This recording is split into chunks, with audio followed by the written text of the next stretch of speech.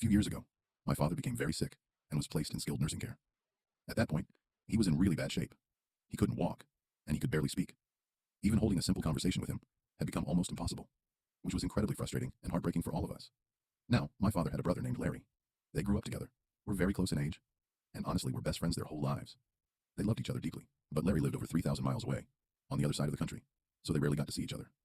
Maybe once every 5 years or so, and by that point, they hadn't spoken in a very long time. One day, after visiting my father, I came home and received terrible news. Larry had suddenly died from a heart attack while in the emergency room earlier that same day. The whole family was devastated, and then came the difficult question: do we tell my father? We all agreed that we shouldn't.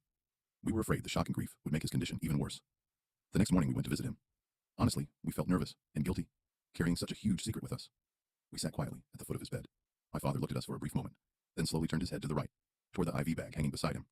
He raised his arm, pointed at it, and said, "Larry has one of these.